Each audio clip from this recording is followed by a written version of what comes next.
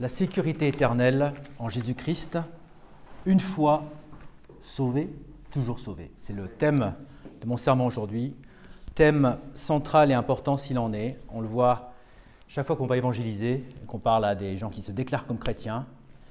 La question à leur poser, c'est, à part le fait d'être sauvé par des œuvres, pas par les œuvres mais par la foi, c'est est-ce qu'on peut perdre son salut?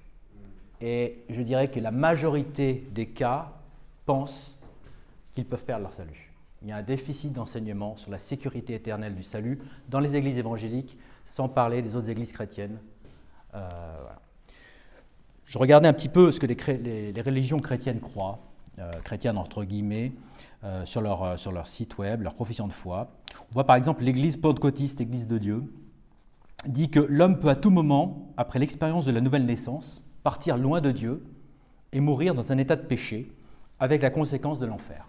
Alors, ce n'est pas tous les pentecôtistes, je dirais mais il y en a beaucoup, je ne sais pas si c'est une majorité, qui croient qu'on peut perdre son salut. Voilà. On le voit aussi dans l'église méthodiste, mais l'église méthodiste qui dit « Notre église enseigne qu'on peut finalement perdre le salut commencé, avec conséquence notre destruction éternelle en enfer. » Voilà. On le voit chez les catholiques, bien sûr. Alors, les catholiques, on le sait, avec leurs péchés mortels, leurs péchés véniels, etc. On voit que l'Église catholique dit que bien que le salut soit un cadeau, ça demande un autre effort. Quand on coupe le lien de charité avec le Christ volontairement, on perd son salut. Voilà. Ça, c'est l'Église catholique. Les Amish, c'est pas mieux. Les Amish, une fois sauvé, toujours sauvé, n'est pas biblique, disent-ils. Si on chute, on demande la grâce, et on se reprend rapidement, et on confesse notre péché dans la foi, et on continue notre périple. Donc on peut chuter, perdre son salut, le retrouver, le perdre, etc. Bon. Pour les témoins de Jéhovah, je n'ai même pas envie d'en parler, ni les Mormons, ce n'est pas des chrétiens, on passe. Le salut peut être perdu une fois sauvé, toujours sauvé, est un enseignement contraire à nos croyances, dit l'Église luthérienne. On voit donc les protestants n'ont rien compris. Ensuite, on le voit aussi chez les Torah observers, les messianiques, les Hebrew Roots, qui disent que le salut est un processus. Et jusqu'à ce que vous entendiez les mots « bien fait, oui, bon serviteur et fidèle », vous n'êtes pas sauvé, d'après les racines hébraïques, ceux qui se veulent des juifs messianiques. Alors, encore une fois, il y a des variations en fonction des différents groupes. L'Église des Nazaréens dit « bien que vous ayez accepté Christ de tout votre cœur, vous pouvez perdre le salut ». Et puis on continue avec l'Église épiscopale aux États-Unis. Nous ne croyons pas à la sécurité éternelle du croyant. Personne ne peut avoir que l'assurance de salut et de savoir qu'il va au ciel pendant sa vie sur terre. Bon. Les orthodoxes, c'est pareil, c'est par les œuvres, eux, on le sait, donc c'est logique. Il y a une logique, si vous avez des œuvres, donc la sécurité éternelle ne peut pas être là, puisqu'on n'est jamais capable de soutenir son salut. Alors, ceux qui reposent uniquement sur la foi, dit l'Église orthodoxe en Christ, prend le risque de perdre leur salut éternel. Voilà. Donc il n'y a pas que la foi. Et puis l'Église adventiste, tu me corrigeras Caroline, le salut peut être perdu. Pour rester sauvé, une personne doit continuellement choisir de rester proche de Dieu.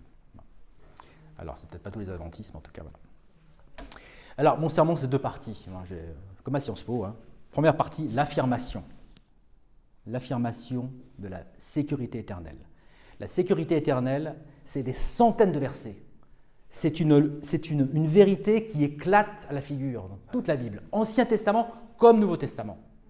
On ne peut pas le louper, c'est à toutes les pages pratiquement. Et deuxième partie, nous verrons comment les faux docteurs et les fausses doctrines se sont insinués pour aller chercher des versets hors de leur contexte, des versets qui en général ont plus référence au discipulat, à la vie de disciple, à la sanctification et pas au salut éternel, et il ramène ça pour nier la sécurité éternelle et pour nier une fois sauvé, toujours sauvé. Première partie, l'affirmation. Tout d'abord, c'est une promesse de Dieu. Promesse de Dieu. Tite 1, 2. En espérance de la vie éternelle, que Dieu, qui ne peut pas mentir, nous a promis quand? Dès avant la fondation du monde. Dieu savait qu'il n'avait pas fait des robots, Dieu savait qu'on allait chuter. Dieu savait, parce qu'il est hors du continuum espace-temps, comment ça allait se passer, et donc il avait prévu la solution, et il avait promis la solution avant même que tout se passe. Car il ne faut pas oublier que l'agneau de Dieu est sacrifié dès avant la fondation du monde, ça va avec ça, pour nous donner la vie éternelle. 1 Jean 2, verset 25, « Et voici la promesse qu'il nous a promise, c'est-à-dire la vérité éternelle. » Et Jean continue dans 1 Jean 5, 10. Celui qui croit au Fils de Dieu a le témoignage en lui-même. Celui qui ne croit pas Dieu a fait de lui un menteur. Pourquoi ? Parce qu'il ne croit pas l'attestation que Dieu a donnée de son Fils. Et ceci est l'attestation que Dieu nous a donné la vie éternelle, et cette vie est dans son Fils. Celui qui a le Fils a la vie. Et celui qui n'a pas le Fils n'a pas la vie. Ces choses, dit Jean, les ai-je écrites à vous qui croyez au nom du Fils de Dieu, afin que vous puissiez savoir que vous avez la vie éternelle, et afin que vous puissiez croire au nom du Fils de Dieu. Et c'est ce même Jean qui écrit dans l'Évangile de Jean, cette fois au chapitre 20, verset 30. « Et Jésus fit véritablement beaucoup d'autres signes en présence de ses disciples qui ne sont pas décrits dans ce livre.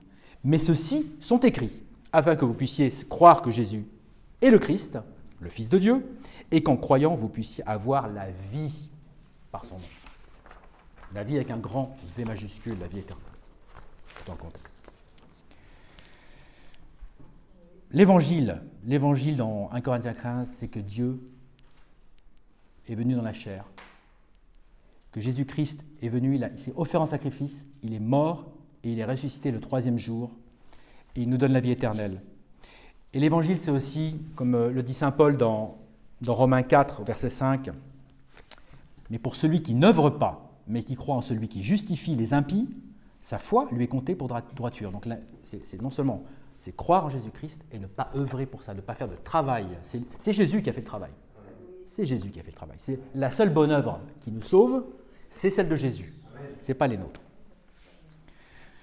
Et Hébreux, chapitre 5, nous dit « Ayant été rendu parfait, Jésus, donc il est devenu l'auteur du salut éternel, pas d'un salut temporaire, du salut éternel, à tous ceux qui lui obéissent. » Et dans le contexte, obéir à l'évangile, ce n'est pas faire les œuvres, ce n'est pas obéir au commandement. Obéir à l'évangile, c'est croire à l'évangile, puisqu'il est dit dans Romains 10, « Mais ils n'ont pas tous obéi à l'évangile, car Ésaïe dit « Seigneur qui a cru à notre rapport ». On voit le parallélisme entre obéir à l'évangile et croire.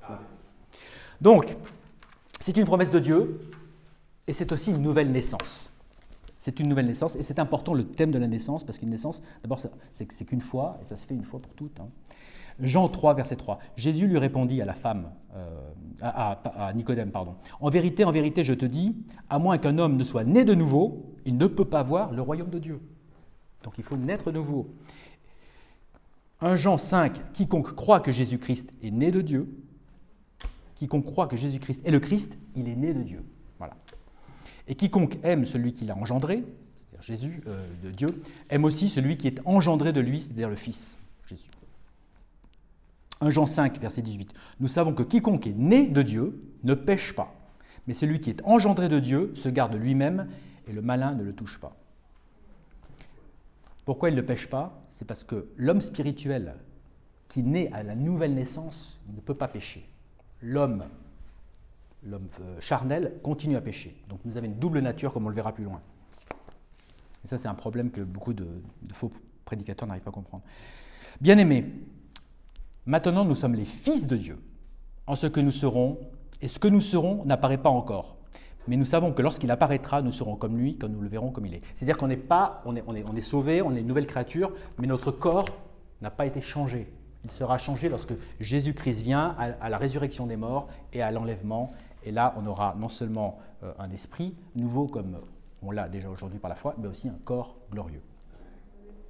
Éphésiens 1, verset 4. « Selon qu'il nous a choisis en lui, avant la fondation du monde, on revient à ce qu'on a dit tout à l'heure, afin que nous soyons saints et sans reproche devant lui dans l'amour, nous ayant prédestinés à l'adoption comme enfants à lui-même par Jésus-Christ, selon le bon plaisir de sa volonté. » Et Galates le résume bien, Galates 3, 26, c'est important pour l'évangélisation, car vous êtes tous les enfants de Dieu, comment ? Par la foi en Jésus-Christ. On devient un enfant par la foi en Jésus-Christ. Et alors, la nouvelle naissance, le fait d'être un fils, ça a quoi comme conséquence ? Vous êtes tous le fils de votre, ou la fille de vos parents. Et vous savez très bien qu'un fils ou une fille reste toujours l'enfant de ses parents. Et donc, avec Dieu, c'est pareil. On est toujours les enfants de notre Père Céleste. Jean 1, 12. Très important. « Mais à tous ceux qui l'ont reçu, à eux il a donné le pouvoir de devenir les fils de Dieu, c'est-à-dire à ceux qui croient en son nom. » Si on croit, on devient un fils. Parce qu'avant, on est simplement une créature de Dieu. il faut que nous passions de l'état de créature, certes faite à l'image de Dieu, à l'état de fils, voilà, ou de fille. Et Romains 8 nous dit « Car tous ceux qui sont conduits par l'Esprit de Dieu, ils sont les fils de Dieu. Car vous n'avez pas reçu l'esprit de servitude, de nouveau pour craindre, comme par sous la loi, mais vous avez reçu l'esprit d'adoption, par lequel nous crions quoi ? Abba, Père. » Et Tite 3,7 nous dit « Afin qu'étant justifiés par sa grâce, nous soyons faits héritiers selon l'espérance de la vie éternelle. » On le voit, héritier, fils, c'est la même idée. Et Galates 4 nous dit, verset 6, « Et parce que vous êtes fils, Dieu a envoyé l'Esprit de son Fils dans vos cœurs, criant « Abba, Père ».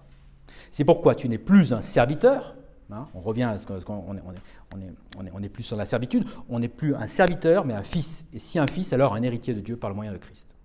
Donc voilà, nouvelle naissance, état de fils, qui est un état durable, un état éternel dans notre cas, et la création, comme je le disais tout à l'heure, d'un nouvel homme. Ce nouvel homme, Romains 6, 23 nous le dit, tous les hommes, hein, car le salaire du péché est la mort, mais le don de Dieu est la vie éternelle par l'intermédiaire de Jésus-Christ, notre Seigneur. Donc le nouvel homme, il ne pêche pas. Et Romains 4 nous dit, béni est l'homme à qui le Seigneur n'imputera pas le péché. 1 Jean 3, 9, quiconque est né de Dieu ne commet pas de péché, car sa semence reste en lui et il ne peut pécher parce qu'il est né de Dieu. Donc, si le nouvel homme que nous sommes en Jésus-Christ ne pêche pas, la conséquence logique, c'est quoi ? Si on sait que le salaire du péché, c'est la mort, c'est qu'il n'y a plus de mort. Donc, c'est logique. C'est logique. Donc, plus de mort possible. Jean 10, verset 18. Et je leur donne la vie éternelle, dit Jésus. Et, trois choses.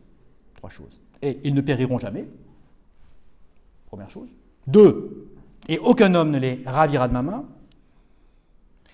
3. Mon Père qui me les a donnés est plus grand que tous, et aucun homme n'est capable de les ravir de la main de mon Père. Donc franchement, c'est bien verrouillé.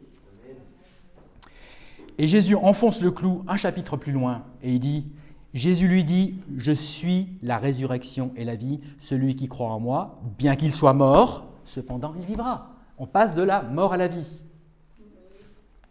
Et quiconque vit et croit en moi ne mourra jamais. Et il demande à la femme, crois-tu cela ? Crois-tu cela ? Et ça, c'est important de demander dans l'évangélisation, croyez-vous cela ? On a besoin d'entendre, les gens ont besoin de verbaliser ce qu'ils croient. Hein ? Donc, nouvelle naissance, fils qui reste toujours un fils, un nouvel homme qui est créé, qui ne pêche pas, donc plus de mort possible, et logiquement, la vie éternelle. La vie éternelle, en vérité, et ça, ce verset, c'est mon verset préféré, je trouve qu'il faut tous qu'on l'ait en mémoire parce qu'il est très puissant. Jésus 5,24, Jean 5,24, en vérité, je vous dis, celui qui, 1, entend ma parole, et 2, croit en celui qui m'a envoyé, 2 choses, ça va en donner 3, hein. A, quoi, la vie éternelle, 2, ne viendra pas en condamnation, et 3, il est passé de la mort à la vie. Mais, franchement, Jésus, vraiment, le Seigneur, vraiment, s'adresse à des gens qui ont des oreilles difficiles, là. Il enfonce le clou et il le prouve par différents aspects. Jean 3,15, afin que quiconque croit en lui ne périsse pas, mais ait la vie éternelle, possède la vie éternelle. Et le verset le plus connu de la Bible, car Dieu aima tant le monde qu'il donna son seul Fils engendré, afin que quiconque croit en lui ne périsse pas, mais ait la vie éternelle.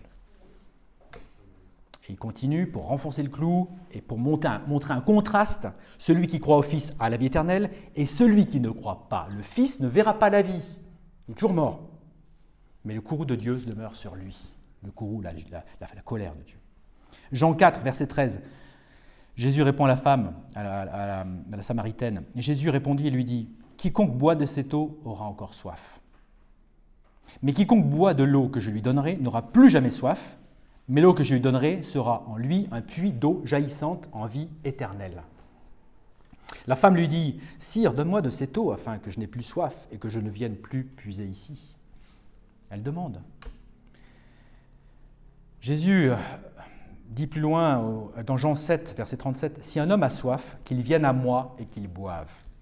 Celui qui croit en moi, comme a dit l'Écriture, de son ventre couleront les fleuves d'eau vive. C'est-à-dire que lorsqu'on reçoit le Saint-Esprit, on peut redonner ce Saint-Esprit, et c'est de la vie qui jaillit lorsqu'on témoigne, Jean 6, 27. Peinez non pas pour la nourriture qui périt, mais pour cette nourriture qui demeure jusqu'à la vie éternelle, et que le Fils de l'homme vous donnera, car c'est lui que Dieu, le Père, a marqué de son sceau. Tout ce que le Père me donne viendra à moi, et en aucun cas je ne le jetterai dehors, celui qui vient à moi. Et ceci est la volonté du Père, qui m'a envoyé, que je ne perde rien de tout ce qu'il m'a donné, mais que je le ressuscite au dernier jour. Et ceci est la volonté de celui qui m'a envoyé, que quiconque voit le Fils et croit en lui ait la vie éternelle. Donc on nous présente le Fils, on voit le Fils, on voit la vérité, on voit l'Évangile, et on croit, et on a la vie éternelle immédiatement. Et je le ressusciterai au dernier jour. En vérité, je vous dis, celui qui croit en moi a la vie éternelle. Ceci est le pain qui descend du ciel. Et là, c'est une image de Dieu, de Jésus comme le pain, afin qu'un homme puisse en manger et ne pas mourir. C'est très fort de dire que le chrétien ne meurt jamais, il s'endort. On le voit d'ailleurs Étienne, dans le martyre d'Étienne, dans Acte 7. Étienne voit Jésus debout à la droite du Père. Ça, c'est beau parce que Jésus se lève quand il voit son martyr mourir sous les pierres. Et il appela Jésus, et il s'endort. Et la Bible dit il s'endormit. Ça, c'est magnifique. Et Jésus continue sur cette parabole, sur cette image. Quiconque mange ma chair et boit mon sang a la vie éternelle, et je le ressusciterai au dernier jour. Ceci est le pain qui est descendu du ciel, c'est-à-dire Jésus, non pas comme vos pères ont mangé la manne et sont morts, mais celui qui mange de ce pain vivra à toujours. C'est Hébreux 9, verset 12, qui dit « Ni par le sang des chèvres et des veaux, mais par son propre sang, John MacArthur, il est entré une seule fois dans le lieu saint, ayant obtenu la rédemption éternelle pour nous. » 1 Timothée 1, 16. Quoi qu'il en soit, pour ce motif, j'ai obtenu la miséricorde, afin qu'en moi, le premier, Jésus-Christ, puisse montrer toute longanimité, comme un modèle à ceux qui ensuite croiront en lui pour la vie éternelle. Donc la vie éternelle, elle est garantie par la Trinité, rien de moins. Les trois personnes de la Trinité garantissent cette vie éternelle et le disent. Quelques exemples, on est scellé par le Saint-Esprit. Jean 14, 16. « Et je prierai le Père, dit Jésus, et il vous donnera un autre consolateur, afin qu'il puisse demeurer avec vous pour toujours. » C'est-à-dire l'Esprit de vérité, que le monde ne peut recevoir, parce qu'il ne le voit pas, ni le connaît, mais vous le connaissez, car il demeure avec vous et sera en vous. Éphésiens 4. « Et ne blessez pas le Saint-Esprit de Dieu, par lequel vous êtes scellés, jusqu'à quand ? Jusqu'au jour de la rédemption. » C'est-à-dire non seulement toute votre vie, mais jusqu'au jour de la rédemption, donc pour l'éternité, de cette manière. Éphésiens 1, toujours dans Éphésiens, verset 13. « En qui vous aussi vous êtes confiés, après que vous avez entendu la parole de vérité, l'évangile de votre salut, en qui aussi, après que vous avez cru, vous furent scellés de ce Saint-Esprit de la promesse, lequel est le gage de notre patrimoine jusqu'à la rédemption, de la possession acquise, à la louange de sa gloire. » Et là, qu'est-ce qu'il nous dit ? Il nous dit simplement que Dieu a versé, comme lorsque vous achetez une villa, vous allez verser 10% pour attester que vous êtes sérieux et que vous ne voulez pas les perdre. Et bien Dieu, il nous a donné le Saint-Esprit, il n'a pas envie de perdre le Saint-Esprit. D'ailleurs, parce que c'est impossible, parce qu'il est Dieu. Donc, voilà. Donc, si on a reçu le Saint-Esprit, il ne peut pas aller en enfer.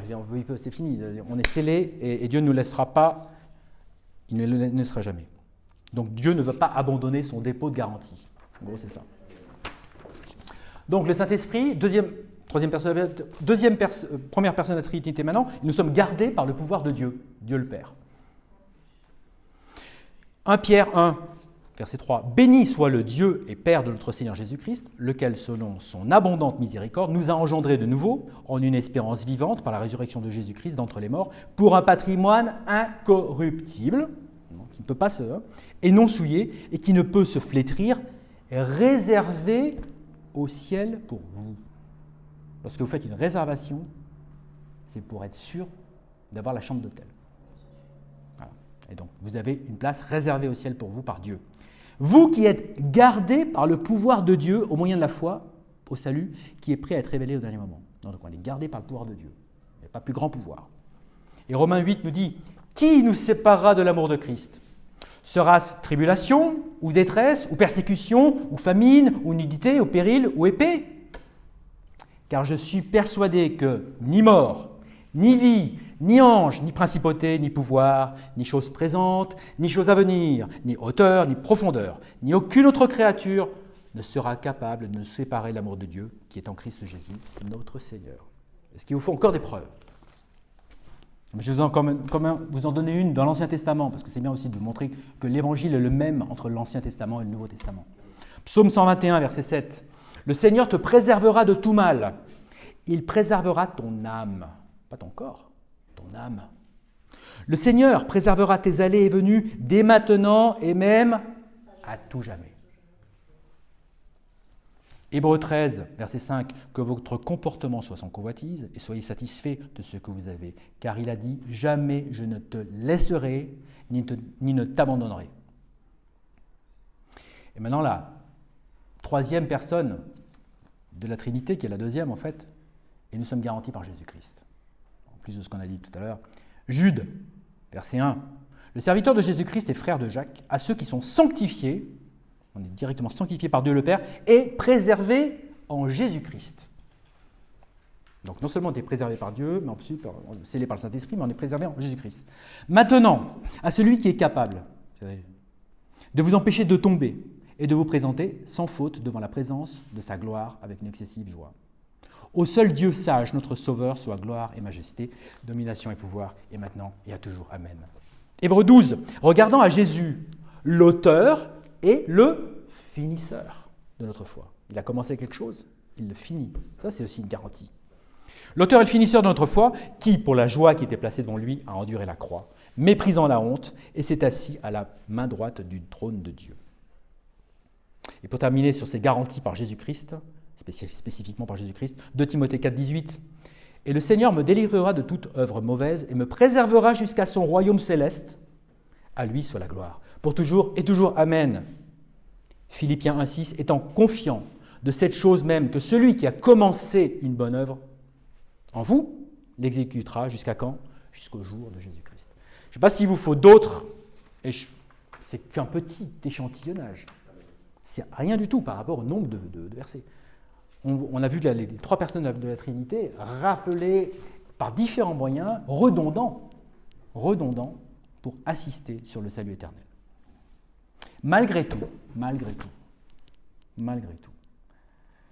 c'est une vérité que beaucoup veulent fausser, que beaucoup veulent anéantir, puisque sans cette vérité, les gens vont chercher à accéder au salut par les œuvres et n'auront jamais le salut. Donc c'est pour ça, en partie 2, nous allons voir maintenant les fausses affirmations contre cette doctrine importante de la sécurité éternelle. En effet, il faut faire attention, parce que comme le dit 2 Pierre 3,16, comme aussi dans toutes ces épîtres, il parle de ces choses dans lesquelles il y a certaines choses difficiles à comprendre, lesquelles ceux qui sont sans instruction et instables déforment, comme aussi ils le font des autres écritures à leur propre description. Donc les gens vont chercher, les faux prophètes vont chercher des versets et vont déformer les Écritures pour amener cette fausse doctrine selon laquelle on pourrait perdre son salut. Donc ils vont chercher des versets, ils vont les isoler, ils vont les tirer de leur contexte, ou alors ils vont prendre des versets qui ne se rapportent pas au salut, mais qui se rapportent à la sanctification, au discipulat, ou à la sanctification personnelle, voilà. Et ils vont en faire des doctrines pour essayer de faire croire qu'on peut perdre son salut. Et c'est pour ça qu'il est important, il est très important dans tous les domaines de doctrine, de faire comme Paul nous le dit dans 2 Timothée 2,16, « Étudie afin de te montrer approuvé de Dieu, un ouvrier qui n'a pas à avoir honte, divisant, exposant droitement la parole de vérité. » Il faut aller prendre la parole et la King James dit en divisant, divide, c'est-à-dire en la prenant dans son contexte, ligne sur ligne, précepte sur précepte, l'un un petit peu comme dit Isaïe. C'est-à-dire qu'il faut aller chercher la Bible expliquée par la Bible. Hein, le Nouveau Testament révèle ce qui était caché dans l'Ancien, et l'Ancien préfigure ce qui sera exposé dans le Nouveau. Pardon. Voilà. Donc, à la première, très souvent, les chrétiens vont nous dire « Oui, mais alors vous croyez dans la sécurité éternelle ?» Alors, ou alors des non-chrétiens. Alors, c'est une autorisation de péché. Alors, tant mieux. Alors, mangeons et buvons, demain, voilà. Non, parce que vous n'avez pas compris. Quand vous êtes sauvé, ce n'est pas ça. Vous n'allez pas chercher une excuse pour pécher. Ce n'est pas parce que vous avez votre réservation au ciel que vous allez vouloir pécher. Bien sûr, vous allez continuer à pécher, mais vous n'allez pas vouloir le faire sciemment en abusant de la grâce de Dieu. Hein? C'est Paul qui dit d'ailleurs dans Romains 6, « Alors quoi? Pécherons-nous parce que nous ne sommes pas sous la loi, mais sous la grâce ?» Dieu nous en garde. J'aime beaucoup la King James qui dit « God forbid ». C'est puissant, jamais de la vie. On ne va pas se servir de la grâce pour s'essuyer les pieds sur la grâce. Non, c'est le sang de Christ écoulé. Voilà. Notre éradication de péché, non. Parce que d'abord, notre gratitude donne une volonté d'être digne de l'amour de Dieu. Hein, Jean 14, hein, Jésus dit « Celui qui a mes commandements et qui les garde, c'est celui-là qui m'aime. Et celui qui m'aime sera aimé de mon Père, et je l'aimerai, et je me manifesterai à lui. » C'est parce qu'on aime Jésus-Christ. On a envie de lui plaire, et on a envie de respecter ses commandements. Pas pour être sauvé, mais parce qu'on l'aime. Hein. 1 Thessaloniciens 2, 12, « Afin que vous marchiez d'une manière digne de Dieu, qui vous a appelé à son royaume et à sa gloire. » On veut être digne de Dieu. On veut être digne de ce glorieux salut. On veut être digne de ce sauveur. On veut être digne de notre Dieu. Donc on ne va pas s'amuser à pécher pour pécher, non, non. Et Colossiens 1,10 nous dit « Afin que vous puissiez marcher d'une manière digne du Seigneur, en le satisfaisant en tout, étant fructueux en toute bonne œuvre et croissant dans la connaissance de Dieu. Fortifié avec toute puissance selon son pouvoir glorieux, en toute patience et longanimité. Remercions le Père, lequel nous a rendus aptes à être participants à l'héritage des saints. » Et cette aptitude, ce n'est pas le fait d'être apte, comme quoi il y aurait certaines personnes aptes au salut. Non, c'est être participant, être un disciple, un serviteur à l'héritage des saints, dans la lumière. Alors, ce n'est pas une autorisation de péché, aussi parce que les œuvres ont leur place pour le tribunal du Christ. Non seulement on aime Jésus, non seulement on veut être digne, mais aussi on veut avoir des récompenses, on veut qu'il nous, voilà, on compte là-dessus, on croit ce que dit Jésus, on croit ce qu'il nous dit. Hein. 2 Corinthiens 5, « Car nous devons tous comparaître devant le siège du jugement de Christ, afin que chacun puisse recevoir des choses faites étant dans son corps, selon ce qu'il a fait, soit bien, soit mal. » On va être jugé, on va avoir ça va être la récompense des Césars, si vous voulez. Césars. C'est-à-dire qu'on va avoir des récompenses, des médailles, c'est des jeux. Voilà. Ce ne sera pas pour être sanctionné, ce sera pour recevoir des récompenses. 1 Corinthiens 3, « Car aucun homme ne peut poser d'autre fondation que celle qui est posée, laquelle est Jésus-Christ. » Donc il y a la fondation qui est Jésus-Christ. Hein. Ça, c'est l'œuvre qui a été faite, elle est fondée. Maintenant, si quelque homme bâtit sur cette fondation, donc on va faire des œuvres, parce qu'on est assis sur ce salut, on a le salut. Hein. Alors, maintenant, si quelque homme bâtit sur cette fondation avec de l'or, de l'argent, des pierres précieuses, donc il y a 3 choses bonnes qu'on peut bâtir, ou du bois, du foin et du chaume, 3 choses qui ne valent rien. Hein. L'œuvre de chaque homme sera rendue manifeste, car le jour la déclarera, parce qu'elle sera révélée par le feu. Et le feu éprouvera de quelle sorte est l'œuvre de chaque homme. Si l'œuvre de quelqu'un qui aura bâti dessus subsiste, il en recevra une récompense. Super. Si l'œuvre de quelqu'un est brûlée, hein, le bois, le foin et le chaume, il en subira la perte, mais lui-même sera sauvé, cependant, comme au travers du feu. Il sera sauvé quand même, mais il n'aura pas de récompense. Troisième idée qui montre que lorsqu'on est sauvé, on n'a pas envie de pécher sciemment et on a envie de plaire à Dieu, c'est qu'un fils, il le châtie. On a vu tout à l'heure qu'on y avait la nouvelle naissance. On a vu tout à l'heure qu'on était des fils. Mais un fils, il le châtie. Il le châtie où? Puisqu'il ne l'envoie pas en enfer, il va le châtier où? Ça va être un châtiment temporel. Sur cette terre, le chrétien va être châtié par Dieu plus qu'un non-croyant. Plus même qu'un réprouvé, dans certains cas. Parce que Dieu peut utiliser le réprouvé, le perdu, pour augmenter sa pénalité en enfer. Mais Hébreux 12 nous dit, car qui le Seigneur aime, il châtie et fouette tout fils qu'il reçoit. Si vous endurez le châtiment, Dieu agit envers vous comme envers des fils. Car quel fils est celui dont le Père ne châtie pas? Celui qui épargne la verge, le bâton du dos du jeune garçon. fait quelque chose de très mal. Il le hait. Et si tu corriges ton enfant, tu le sauveras de l'enfer même.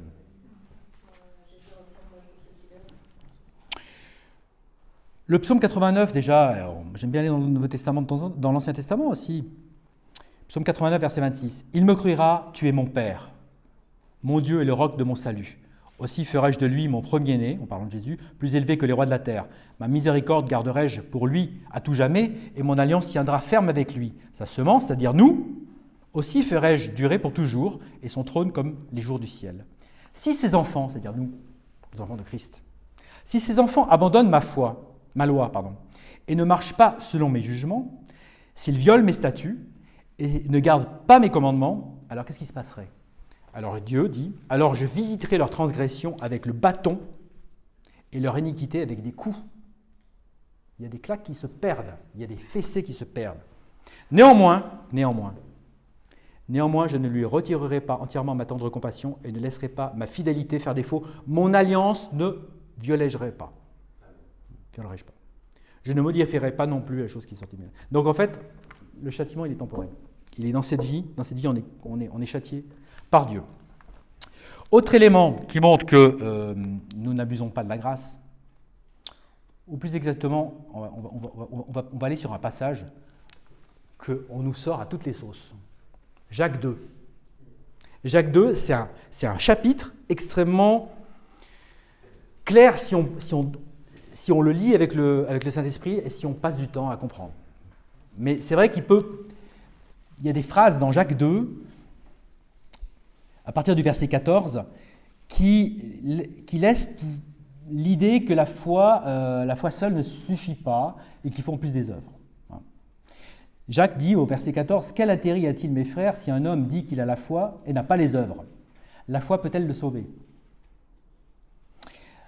Et verset 17, on va dire, « Oui, certainement, la foi, si elle ne montre aucune œuvre, elle est morte, étant seule. »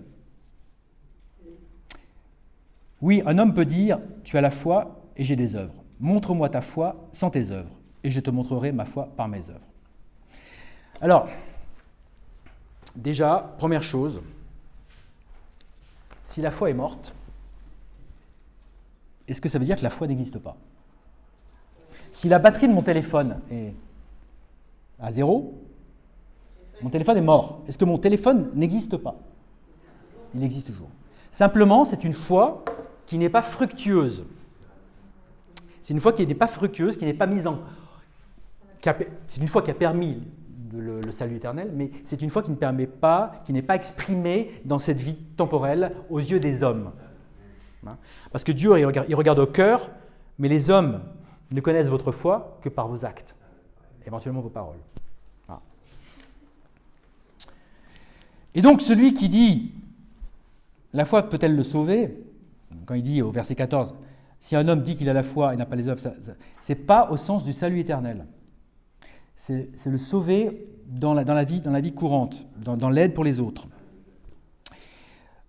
Et si quelqu'un vous dit « Montre-moi ta foi », sans tes œuvres, et je te montrerai ma foi sans mes œuvres, cette personne-là, elle n'est pas sauvée, parce qu'elle n'a pas compris que ce n'est pas par les œuvres. Elle n'a pas compris ça. Et elle te demande quelque chose qui est impossible, parce que la foi que tu as dans ton cœur, comme dit Hébreux 11, « Or la foi est la substance des choses qu'on espère, l'évidence des choses non visibles. » La foi intérieure qui sauve, elle est non visible. En revanche, la foi qui va aider les autres, qui va porter du fruit dans cette vie, elle est visible. Hein ? Et d'ailleurs, on le voit plus loin, puisqu'au verset 23, et on le voit aussi dans Romains 4, mais au verset 23 de Jacques 2, il est dit « Et l'écriture a été réalisée, laquelle dit « Abraham crut Dieu, et cela lui fut imputé en tant que droiture. » Et il fut appelé l'ami de Dieu. Hein ? Et ce verset-là, il est important, le verset 23. Pourquoi ? Parce que si on voit dans la Genèse, quand est-ce qu'Abraham est sauvé ? Quand est-ce qu'il croit Dieu ? C'est dans Genèse 12. Okay ? Quand est-ce qu'il montre sa foi aux hommes ? En allant sacrifier son fils. C'est dans Genèse 22. C'est-à-dire 24 ans plus tard. Parce qu'Abraham, il est sauvé à 75 ans. et il offre son fils à 99 ans. Donc ce n'est pas l'acte d'offrir son fils en sacrifice qui prouve, qui sauve Abraham, c'est ce qu'il a fait 24 ans plus tard, en croyant Dieu. Et donc, ceux qui vous disent « montre-moi ta foi », etc., non, ma foi, elle est intérieure, c'est Dieu qui la voit. Maintenant, j'ai le choix d'exprimer cette foi pour qu'elle serve à d'autres et qu'elle soit visible aux yeux des hommes.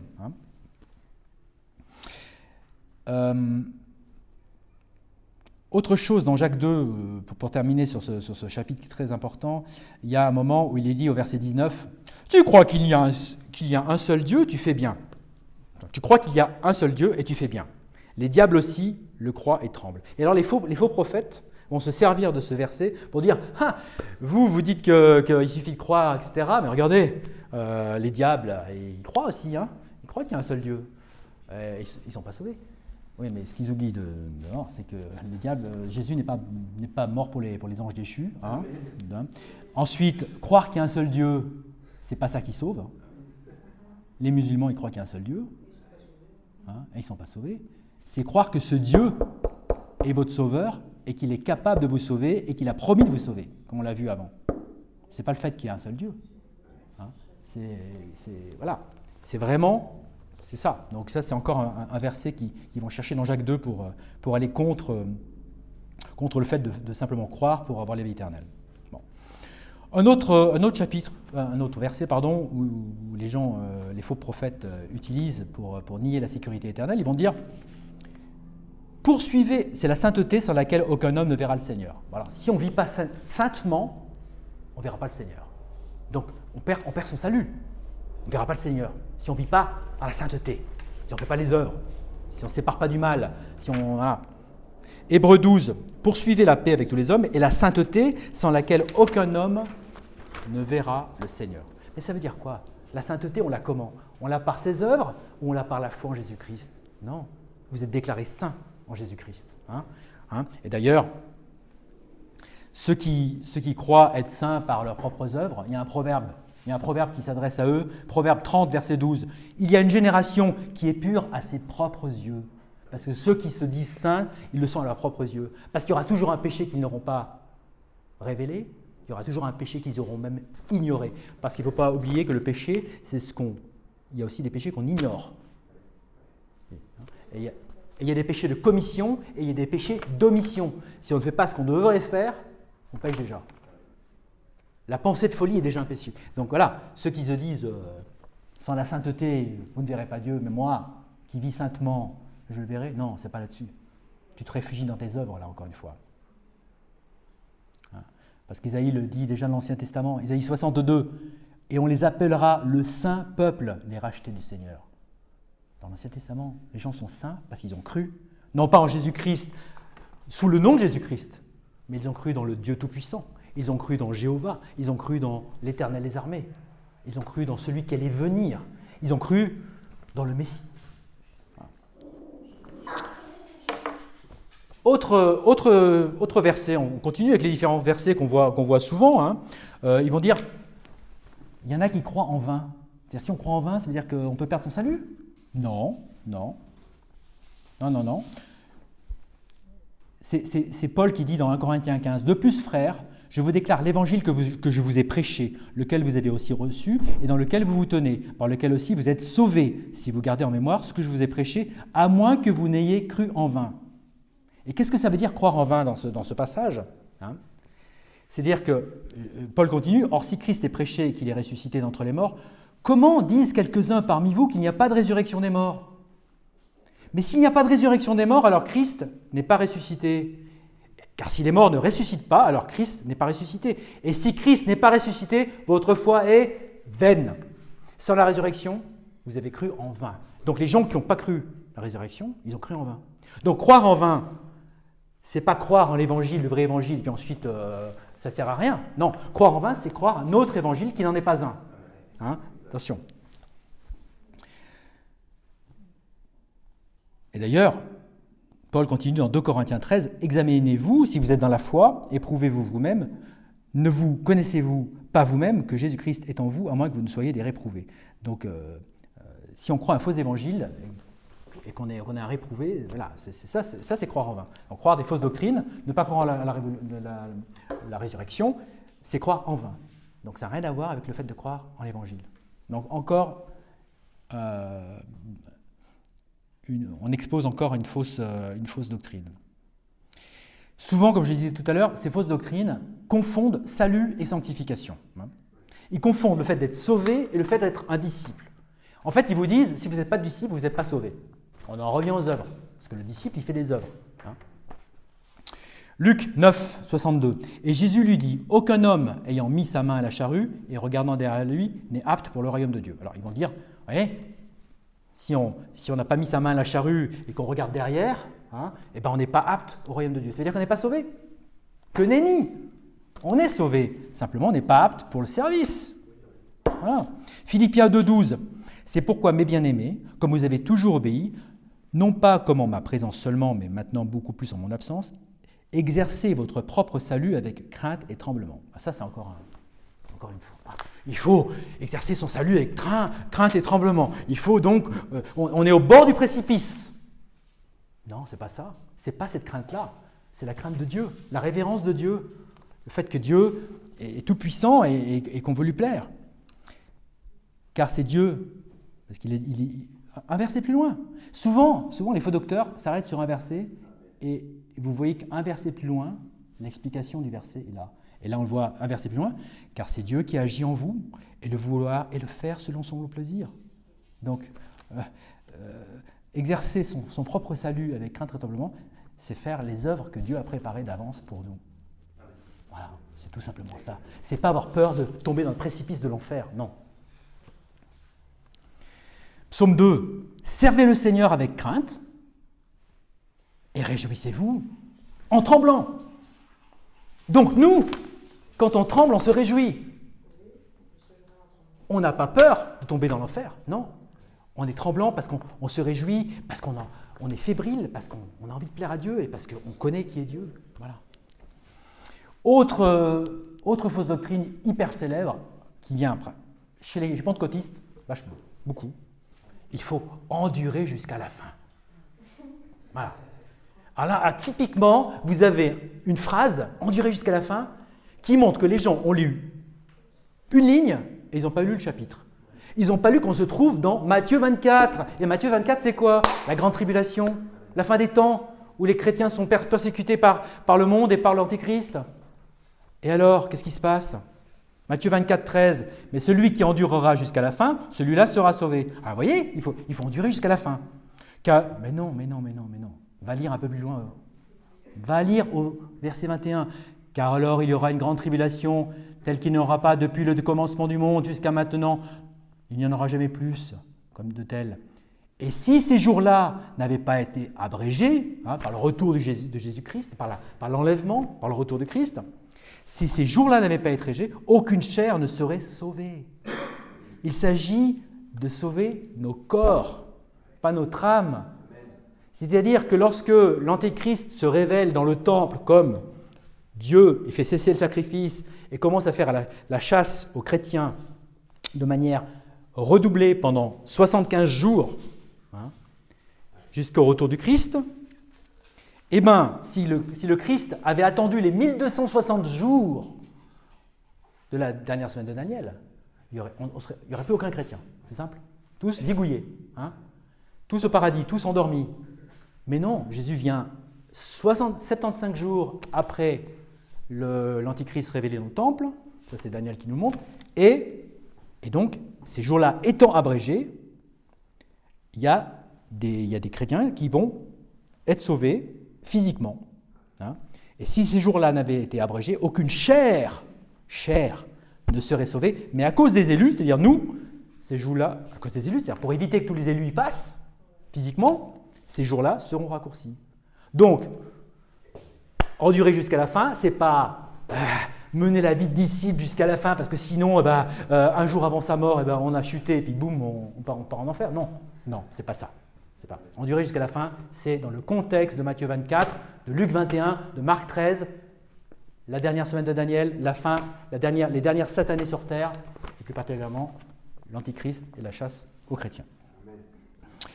toujours dans la même veine, parce on est toujours dans la même veine de disciples contre salut, etc., vaincre le monde. Alors ça, c'est... Alors, il faut à celui qui, en anglais, qui overcome, celui qui endurera, celui qui l'emportera. Donc en fait, c'est toujours la même idée de la course d'obstacles en plus, hein, dos d'obstacles, hein, avec du feu dessous et tout là. Hein. Et Jésus, et ça c'est très à celui, he that will overcome, celui qui l'emportera. Et ça, je veux lire tout ce passage d'Apocalypse parce que c'est important. Parce que Jésus dit à toutes les églises, aux 7 églises, il dit ça. Apocalypse 2,7. Que celui qui a une oreille, qu'il entende ce que l'Esprit dit aux églises. À celui qui l'emporte, alors je lui donnerai à manger de l'arbre de vie qui est au milieu du paradis de Dieu. Que celui qui l'emporte ne sera pas blessé par la seconde mort. Celui qui l'emporte, je lui donnerai à manger de la manne cachée et lui donnerai une pierre blanche. Et sur la pierre, un nouveau nom qui est écrit, lequel aucun homme ne connaît sauf celui qui le reçoit. Et à celui qui l'emporte, verset 26, et garde mes œuvres jusqu'à la fin, à lui je donnerai le pouvoir sur les nations. Celui qui l'emporte, celui-là sera vêtu d'habits blancs, chapitre 3, verset 5. Celui qui l'emporte, celui-là sera vêtu d'habits blancs, et je n'effacerai pas son nom du livre de vie. Mais je confesserai son nom devant mon Père et devant ses anges. Verset 12. De celui qui l'emporte, je ferai un pilier dans le temple de mon Dieu, et il n'en sortira plus.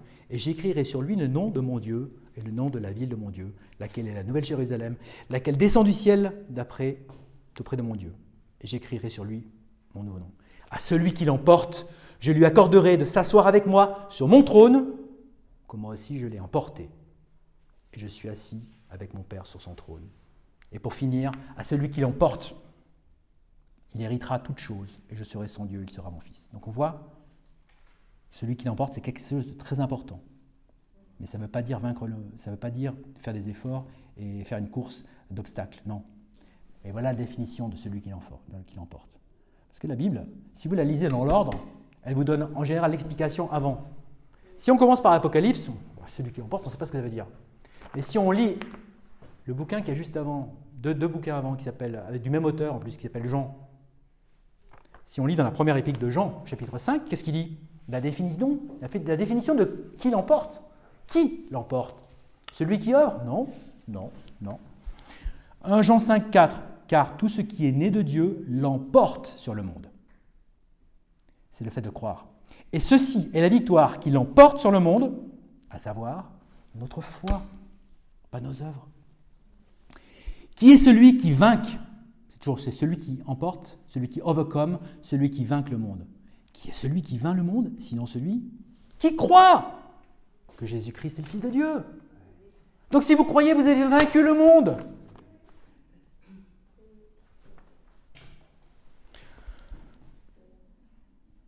On revient un petit peu sur les œuvres, là, encore une fois. Là.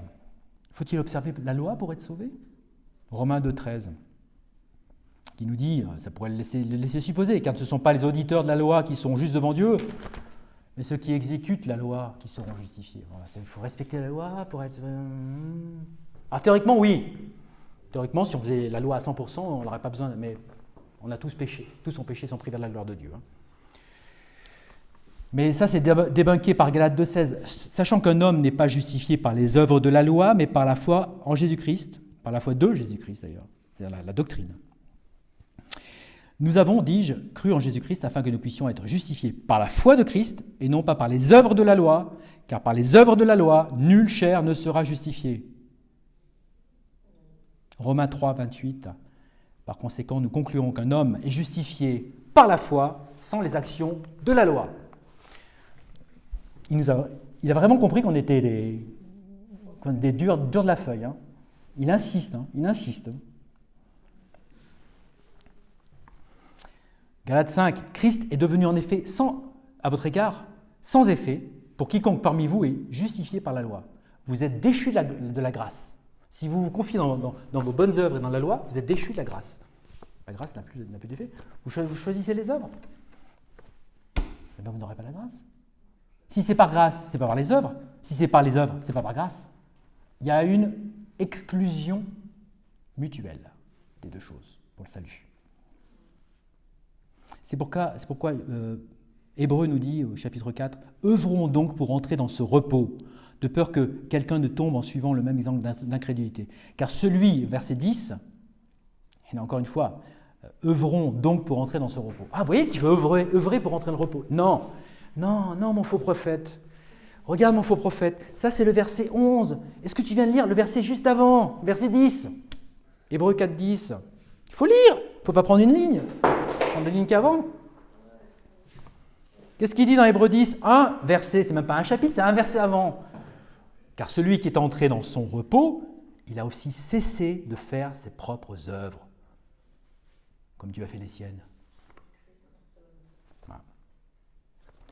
On continue, c'est toujours la même histoire. En fait, on en revient, c'est toujours œuvre contre foi. Faut-il payer un prix pour notre salut ? Alors c'est sûr, le disciple, il va payer un prix. Il va donner de lui-même, le disciple, c'est sûr, pour la vie de disciple. Mais pour le sauver, il ne va rien payer.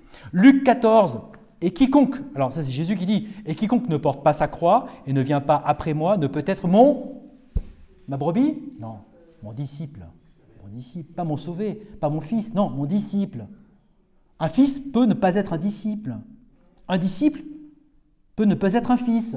Typiquement Judas. Il était disciple, il n'était pas fils. Le fils prodigue, qui ne fait pas la volonté de son père, qui part pendant 7 ans loin de son père, que son père même croit mort, quand il revient, il n'a pas été disciple, il n'a pas été son père comme son frère. Non, mais il revient parce qu'il est fils.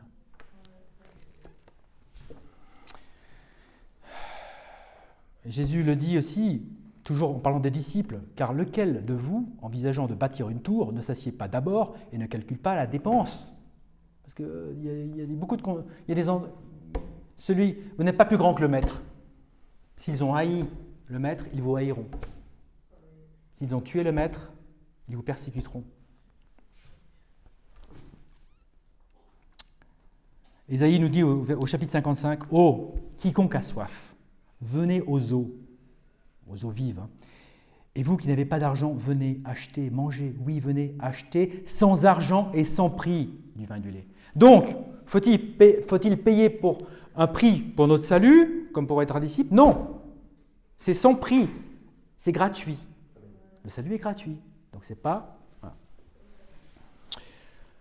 Voilà. On va aller un peu plus vite parce qu'il y a des tonnes, c'est toute la Bible, c'est ça. Ah oui, alors... Oui, mais vous avez péché. Vous péchez encore. Vous, les chrétiens, là, vous dites que vous avez la vie éternelle. Et pourtant, dans Exode 32, verset 33, « Et le Seigneur dit à Moïse, « Quiconque aura péché contre moi, je l'effacerai de mon livre. » Donc vous allez être effacé du livre de la vie, c'est-à-dire que vous allez finalement aller en enfer si vous péchez. C'est bien ce que dit là, Exode 33, c'est quand même Moïse qui le dit. C'est la parole de Dieu. Non mais, t'as rien compris mon faux prophète. Car tous ont péché. Et n'atteignent pas la gloire de Dieu. Et c'est là qu'on en revient à l'Apocalypse 3, de celui qui l'emporte. Celui qui l'emporte, celui-là sera vêtu d'habits blancs, et je n'effacerai pas son nom du livre de vie, mais je confesserai son nom devant mon Père et devant ses anges. Lorsqu'on est créé, on est tous dans le livre de vie. C'est le livre dans lequel Dieu a mis toutes ces créatures humaines. Mais il y a un moment, si la personne n'est pas sauvée, où Dieu va effacer ce nom. Ça peut se faire à la mort, lorsqu'il n'y a plus de possibilité de salut. Ça peut même se faire, dans certains cas, durant la vie de la personne, lorsqu'il s'agit de la réprobation. Parce que des gens, ayant rejeté Dieu plusieurs fois, plusieurs reprises, deviennent des réprouvés et sont incapables de croire et donc d'être sauvés. Et là, ils sont rayés du livre de la vie. Donc tous ont péché dans un tel paragraphe, mais celui qui est né de Dieu l'emporte sur le monde. Et ceci est la victoire qui l'emporte sur le monde, à savoir notre foi. Qui est celui qui vainque le monde, sinon celui qui croit que Jésus-Christ est le Fils de Dieu. Donc, on ne peut pas être rayé du livre de la vie. Voilà, encore une preuve s'il en fallait. Une chose très importante que les faux prophètes ne comprennent pas. Ils ne comprennent pas la différence entre disciple et fils, et ils ne comprennent pas la double nature en Jésus-Christ d'un fils. Le fils, il a une double nature. En tant que croyant, en tant que sauvé, j'ai une double nature. J'ai ma nature ancienne, le vieil homme qui pêche, et le nouvel homme spirituel assis dans les lieux célestes qui ne pêche pas, lui. C'est pour ça qu'on comprend que Jean fait une contradiction apparente, un paradoxe apparent. Dans la Bible, il y a beaucoup de paradoxes apparents. Lorsque vous voyez une contradiction dans la Bible, je ne parle pas des fausses versions de la Bible, je parle de la vraie Bible. Les fausses versions de la Bible, c'est plein de contradictions dans tous les sens. On n'en parle même pas. Je parle de la vraie Bible. Dans la vraie Bible, dans la vraie version, dans la King James anglaise, et c'est les autres versions basées sur le texte reçu, il y a beaucoup de paradoxes, mais ces paradoxes sont facilement démontables si on divise correctement la parole, comme je disais tout à l'heure. C'est pour ça que notre double nature fait que 1 Jean 3 nous dit que quiconque est né de Dieu ne commet pas le péché, car sa semence reste en lui, il ne peut pécher car il est né de Dieu. Et en même temps, dans 1 Jean 1, c'est-à-dire 2 chapitres avant, il nous dit « Si nous disons que nous n'avons aucun péché, nous nous trompons nous-mêmes et la vérité n'est pas en nous. » Donc il faut savoir, on pêche ou on ne pêche pas? Les deux, mon colonel, les deux. On pêche et on ne pêche pas. On a une partie de nous qui pêche et une partie de nous qui ne pêche pas. Une partie spirituelle ne pêche pas et une partie physique, charnelle, vieil homme, pêche. Et Jésus le dit bien, il l'explique bien. Jésus 3, à Nicodème, Jésus répondit, en vérité, je te le dis, à moins qu'un homme ne soit né d'eau et de l'esprit. Donc on voit, le vieil homme, il est né d'eau par sa mère, physiquement, et il est né de l'esprit en croyant en Jésus-Christ. Donc double naissance, ok? Ça c'est le nouvel homme. Et il ne peut entrer dans le royaume de Dieu. Ce qui est né de la chair est chair, vieil homme, eau. Ce qui est né de l'esprit est esprit, esprit, nouvelle naissance. Donc, Jésus dit à Nicodème, ne sois pas surpris de ce que je t'ai dit, vous devez être né de nouveau. Bénis sont les purs de cœur car ils verront Dieu, c'est des gens qui sont nouveaux, etc. etc. Alors, oui, on sait bien que le cœur de l'homme est trompeur. Jérémie 17, le cœur de l'homme est trompeur par-dessus toute chose et désespérément mauvais. Qui peut le connaître? Ça, c'est le vieil homme. Le cœur du vieil homme, il est mauvais. Mais le nouvel homme, il a un autre cœur. Il a un nouveau cœur. 1 Samuel 10. Et l'Esprit du Seigneur viendra sur toi, en parlant de Saül, le roi Saül, et tu prophétiseras avec eux, avec les prophètes, et tu seras changé en un autre homme. On voit que Saül, il est physique, mais là, il va être un autre homme à un moment, quand il va croire. Et il arrivera ainsi qu'aussitôt qu'il lui tournait le dos pour quitter Samuel, Dieu lui donna un autre cœur. Donc en fait, on a deux cœurs. On a le cœur ancien, mauvais, desperately wicked, désespérément méchant, et on a un nouveau cœur. Dieu lui donna un autre cœur, et tous ces signes arrivèrent ce jour-là. Et c'est pour ça qu'il y a cette dualité. Cette dualité, on doit absolument, non seulement le réaliser, mais en plus, Éphésiens 4 nous dit « Et que vous revêtiez le nouvel homme, lequel est créé d'après Dieu, en droiture et véritable sainteté. » Donc c'est un choix. Il faut revêtir le nouvel homme. Il faut décider de marcher selon l'esprit et arrêter de marcher, d'en faire ce peu, selon la chair. Ça fait combien de minutes là? Il me reste combien de temps là? Je n'ai pas calculé le temps. Enfin bon, on continue. Les bonnes choses, de toute façon, il faut que ça rentre. Oui, mais Jésus dit, il vous reniera si nous le renions. 2 Timothée 2,12. Si nous souffrons, nous régnerons aussi avec lui. Si nous le renions, il nous reniera aussi. Il va nous renier? Non.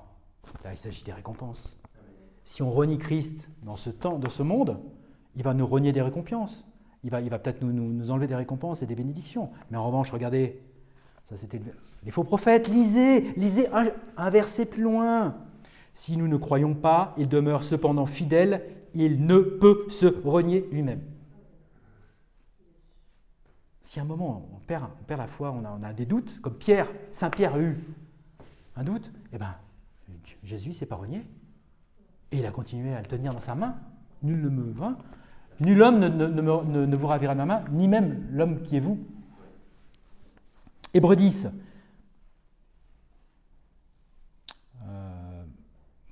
Je vais en repasser. Donc voilà, il ne reniera pas. On continue toujours avec les versets sortis de leur contexte, ceux qui reculent vers la perdition. Or le juste vivra par la foi, mais si quelqu'un recule, mon âme, dit Dieu, ne prendra aucun plaisir en lui. Alors est-ce qu'on peut reculer en tant que chrétien et Dieu va nous enlever le salut? Non. Mais nous ne sommes pas de ceux qui reculent vers la perdition, mais de ceux qui croient au salut de l'âme. C'est-à-dire que, en fait, ce qui se passe, c'est que dans Jean 12, Jésus dit « Et moi, si je suis élevé de la terre, j'attirerai, I will draw en anglais, j'attirerai tous les hommes vers moi. » Ok? Donc il attire tous les hommes vers lui. Ok? Mais le problème, c'est que tous ne vont pas accepter. Beaucoup sont appelés, peu sont élus.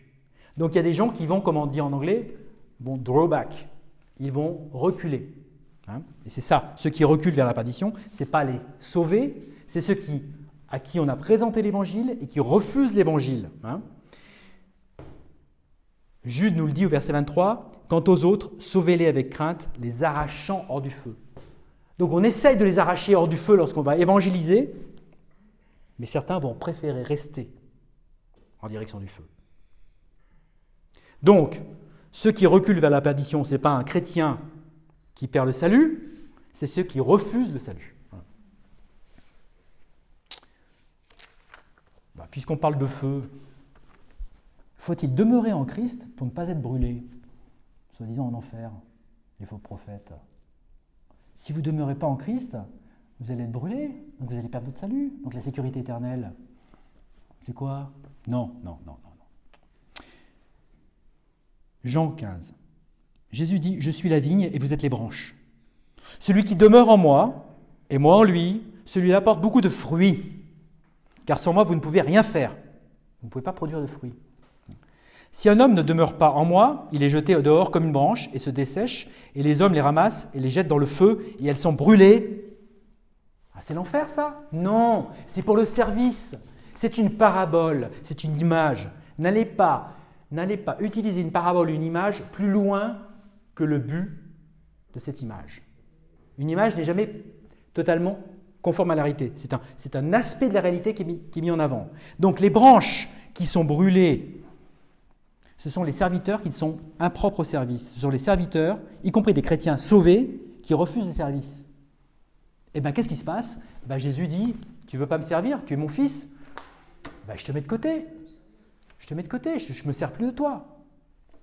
Mais tu es toujours un fils. Ça n'a rien à voir avec l'enfer. Ce n'est pas parce que les branches sont brûlées que c'est l'enfer. C'est la parabole du service, une parabole du discipulat, encore une fois. Okay? C'est pour ça que Paul dit, 1 Corinthiens 9, « Je maîtrise mon corps et je l'amène en suggestion de peur que d'une manière quelconque, lorsque j'ai prêché aux autres, je ne sois moi-même rejeté. » Rejeté de quoi? De la vie éternelle? Non, du service. Le mot « reprobate » en anglais peut être utilisé des fois pour le service. Et là ce n'est pas le mot « reprobate », c'est le mot « rejeté »,« cast away ». Okay? Oui, mais les faux prophètes disent « Mais Jésus dit qu'il faut que vous soyez plus justes que les scribes et les pharisiens. Quand je vois ta vie, là, tu es sauvé, tu as la nouvelle naissance, mais quand je vois ta vie, les scribes et les pharisiens, les pharisiens, ils sont beaucoup plus justes. Ils ont une vie sainte. » Mais vous n'avez pas compris les faux prophètes. Matthieu 5 nous dit effectivement, « Car je vous dis que si votre droiture ne surpasse pas la droiture des scribes et des pharisiens, en aucun cas vous n'entrerez dans le royaume du ciel. » Okay. Mais c'est quoi qui nous donne une justice au-delà de celle des scribes et des pharisiens? C'est tout simplement Romains 4. Alors même que David aussi décrit la félicité de l'homme en qui Dieu impute la droiture sans les œuvres, disant, bénis sont ceux dont les iniquités sont pardonnées et dont les péchés sont couverts, béni est l'homme à qui le Seigneur n'imputera pas le péché. Les scribes et les pharisiens, ils voulaient faire des œuvres religieuses. La religion, c'est une œuvre. Aller à la messe, c'est une œuvre. Faire les 5 piliers de l'islam, c'est une œuvre.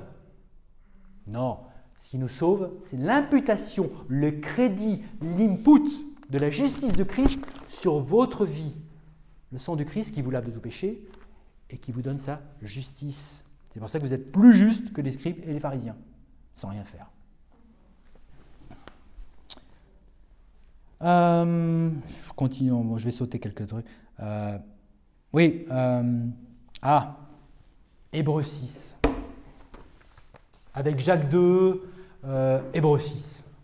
Hébreux 6, verset 4. Car il est impossible, pour ceux qui ont été une fois éclairés et qui ont goûté au don céleste et qui ont été faits participants de l'Esprit Saint et qui ont goûté la bonne parole de Dieu et les pouvoirs du monde à venir, s'ils abandonnent, de les restaurer de nouveau à la repentance, vu qu'ils crucifient de nouveau pour eux-mêmes le Fils de Dieu et l'exposent à une honte évidente. Mais ça, Hébreux 6, ce ne sont pas des chrétiens ce sont des gens qui ont été éclairés. Ça veut dire quoi être éclairé? Ça ne veut pas dire être sauvé, non. Puisqu'il est dit par exemple dans Éphésiens 1 que les yeux de votre compréhension soient éclairés afin que vous puissiez connaître quelle est l'espérance de sa vocation. Être éclairé, c'est être au courant de comment ça se passe pour être sauvé. Être éclairé, c'est savoir qu'il y a un monde spirituel. C'est savoir que la Bible dit qu'il faut être sauvé, qu'on est pécheur, qu'on va en enfer si on n'est pas au bénéfice de la grâce. C'est ça être éclairé, c'est pas être sauvé. Hein? Jean 6 nous dit, Jésus parle de celui qui mange mon corps. Hein? Et là on voit ceux qui ont goûté. Goûter, ce n'est pas manger.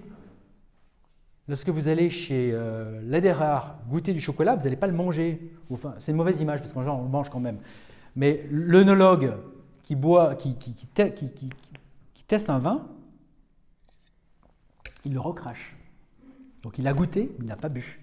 Vous voyez ? Donc Hébreux 6, ce sont des gens qui ont été éclairés, qui n'ont pas reçu l'évangile, mais qui ont été au courant. Ce sont des gens qui ont goûté, mais qui n'ont pas mangé, qui n'ont pas bu le sang du Christ, qui n'ont pas mangé le corps du Christ.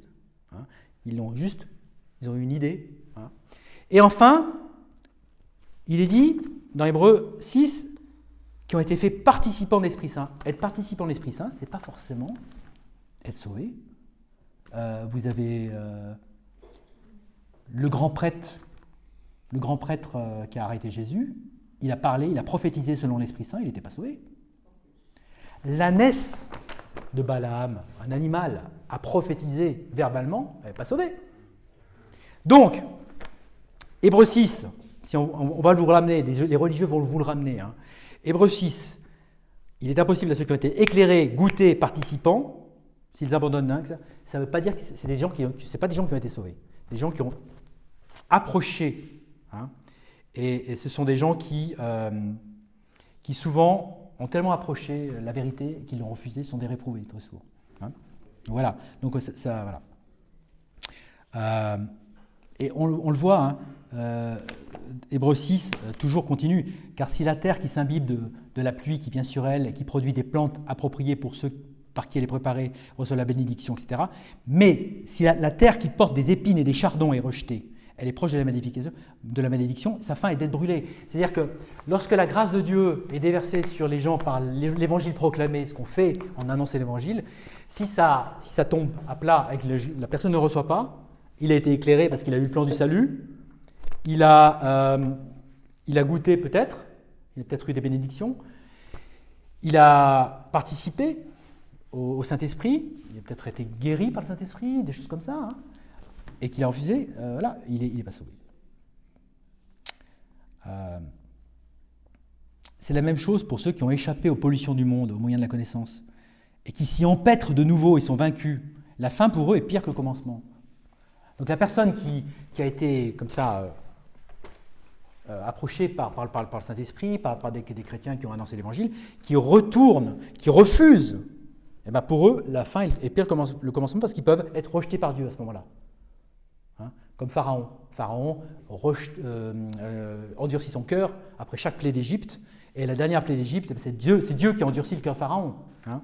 Et donc ceux qui ont échappé aux pollutions du monde, qui ont eu la connaissance du Sauveur, etc., et bien qu'est-ce qui se passe, hein, il leur est arrivé, selon le vrai proverbe, le chien est retourné à son propre vomissement, et la truie, qui était lavée, s'est vautrée dans le bourbier.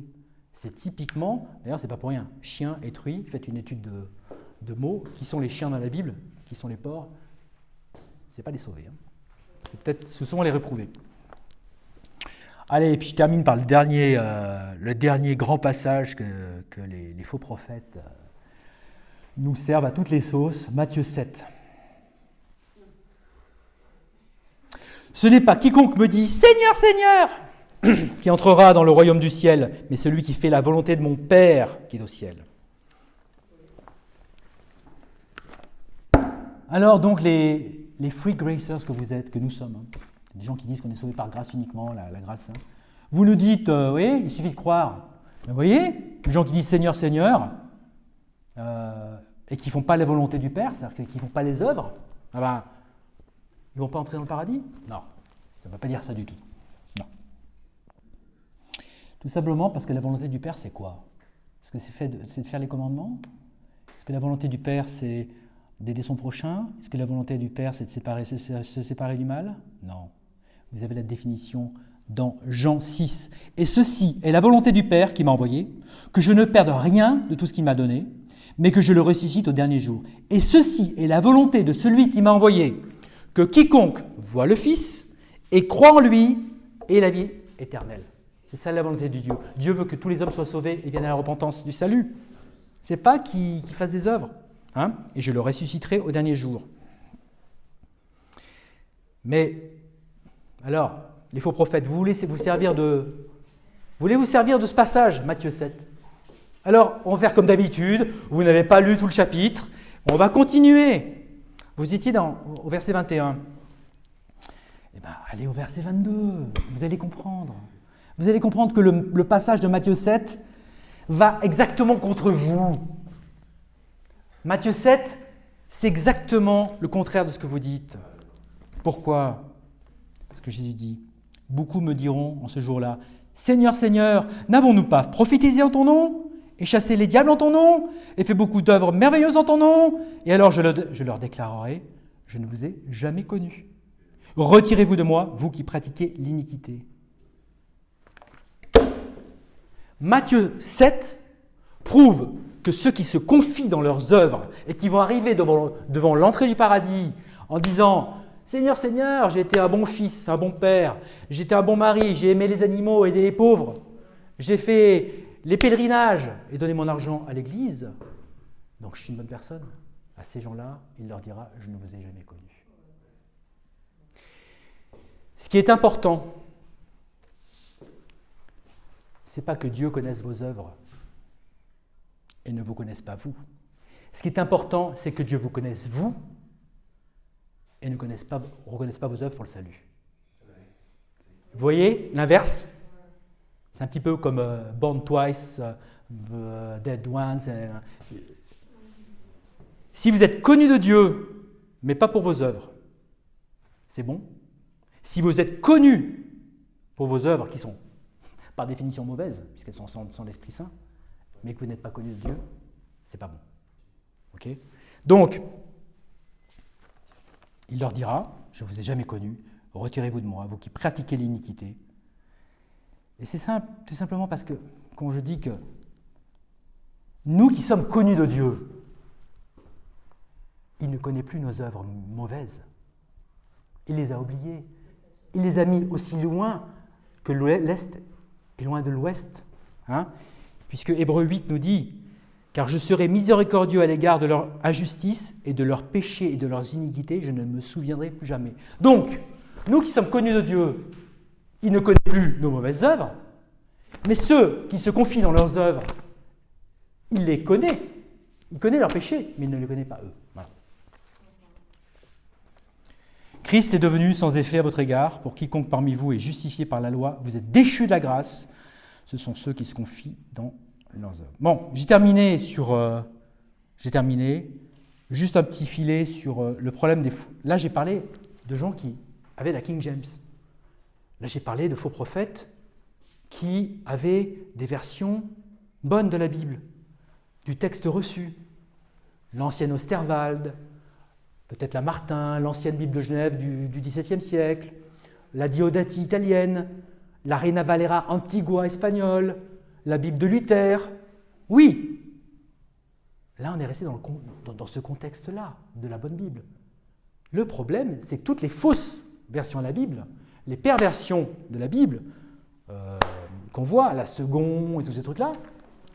Le problème, c'est que ces fausses versions, elles pourrissent le débat de la sécurité éternelle, puisque non seulement elles disent des faussetés, mais en plus les versets sont trafiqués. Un exemple, et j'en prendrai qu'un, 1 Pierre 2,2. La Bible dit « Désirez comme des bébés nouveau-nés le lait pur de la parole afin que vous puissiez croître. » Donc, le jeune chrétien, il va lire la parole et il va se nourrir de la parole pour croître dans la connaissance de Dieu, dans le service, etc. Mais les fausses versions, elles vont dire quoi? Elles vont rajouter, par exemple, afin que vous puissiez croître vers votre salut. Donc le salut n'est pas immédiat, n'est pas une nouvelle naissance, mais c'est un processus. Vous voyez? Donc je ne parle pas, là j'ai, dans mon sermon, je n'ai pas voulu parler des problèmes des fausses versions, qui a fait l'objet d'un sermon il y a 1 an à peu près. Allez sur la chaîne de Pierre, vous verrez. Conclusion, on y arrive. Donc, la conclusion qu'on peut tirer, c'est attention aux versets tirés hors de leur contexte. Et le contexte, c'est souvent le verset d'avant ou d'après. Très important. Ou le chapitre. Il est très important lorsque vous étudiez la Bible ou que vous lisez la Bible, 3 choses. Texte, contexte, co-texte. Il y a le texte, verset d'avant, verset d'après. Il y a le contexte du chapitre, du livre, et il y a les co-textes et les autres textes dans la Bible qui expliquent. Hein, très important. Hein. Alors, qui contredisent la sécurité éternelle. La sécurité éternelle est indissociable de l'Évangile. Lorsque vous annoncez l'Évangile, c'est un point, c'est le dernier point en général, l'avant-dernier point avant de prier avec les gens et qui demandent à Dieu le salut, qui demandent le cadeau. Il faut absolument leur demander, est-ce que vous pouvez perdre votre salut? S'ils vous disent, peut-être si je... Et il faut forcer la dose. Si tu fais un gros péché, est-ce que tu peux perdre ton salut? Et là, il faut qu'il soit adamant, il faut qu'il soit catégorique. Non, je ne peux pas perdre mon salut parce qu'il a été obtenu par Jésus-Christ. Hein, voilà. Toujours en parler dans ce livre. Prions. Père éternel, nous te remercions de ce fabuleux cadeau qu'est la vie éternelle. Ce cadeau qui nous est donné gratuitement, mais que tu as payé cher par ton sang. Et nous te remercions de cette encre pour notre âme, cette sécurité, ce confort que tu nous donnes. Merci de nous en servir comme socle pour travailler et mettre en œuvre notre salut pour le bénéfice d'autres, notamment cet après-midi dans l'évangélisation. Amen.